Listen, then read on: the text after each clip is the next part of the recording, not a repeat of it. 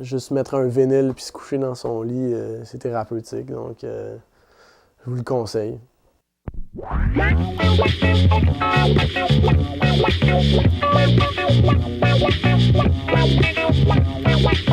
Je pense que c'est très trendy, très actuel d'aimer des choses du passé.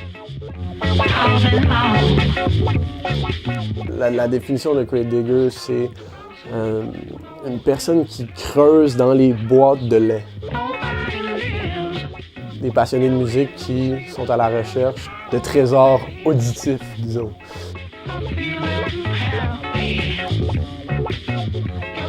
J'ai des clients qui sont des ramasseurs, il y en a des gens qui sont très spécifiques. Mais en général, il y a tellement de roulement. À tous les mois, des gens vont revenir pour vérifier s'il y avait quelque chose qui a passé entre nos mains. Ça, les autres, ils dépensent le temps d'écoute, le temps de vraiment trier. Donc là, c'est eux autres qui bénéficient des choses inconnues dans les vinyles. J'ai déjà passé 4 heures dans un magasin juste à écouter des vinyles. Avec un court budget, définitivement, je suis prêt à sleep dans la rue, puis si le vinyle est inclus, là. Quoi?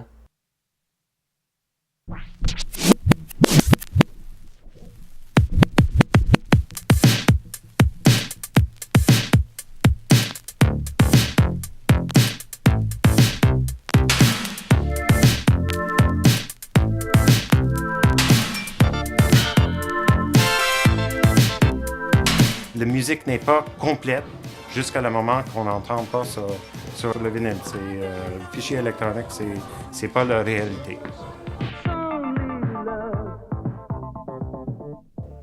Je préfère le vinyle au CD, tout d'abord pour la résistance, puis à quel point ça survit à travers les années.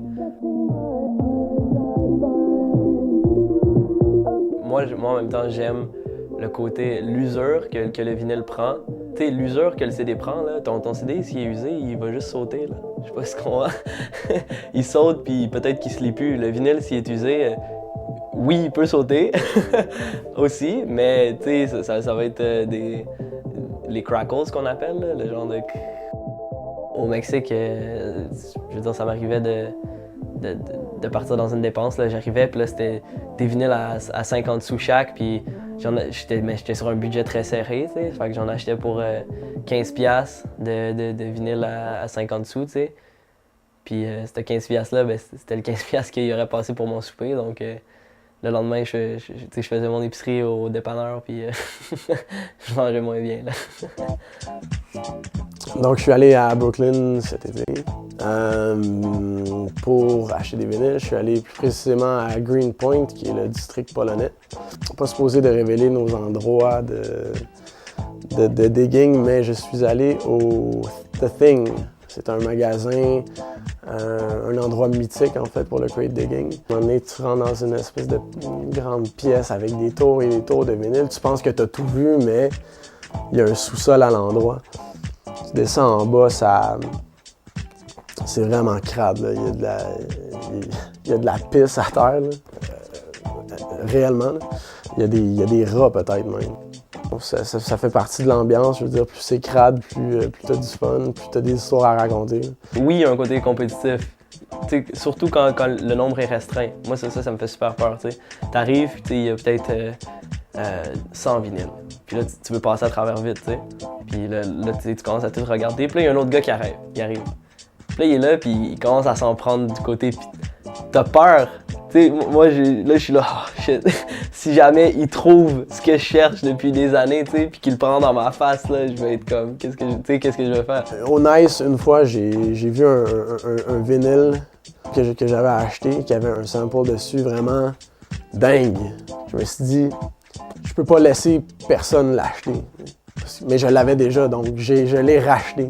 Je sais que le sample ne m'appartient pas, mais je voulais pas que quelqu'un mette ses mains sur ce vinyle-là, qui est un vinyle que je vois pas souvent dans les magasins, donc j'ai racheté une deuxième copie pour que personne l'aille. Donc ça, c'est la compétition. Tout Tout a commencé dans ce shop de case où j'ai l'habitude d'aller fouiller dans ces vieux packs de disques maintes fois dépouillés par tous les producteurs de ma vie. Reste plus que des vieux Mike Brandt et ce collector de Philippe Lavie. Comme d'hab, rien de fameux dans ce que j'ai choisi. Disque d'1 euro, bref que des vinyles moisis.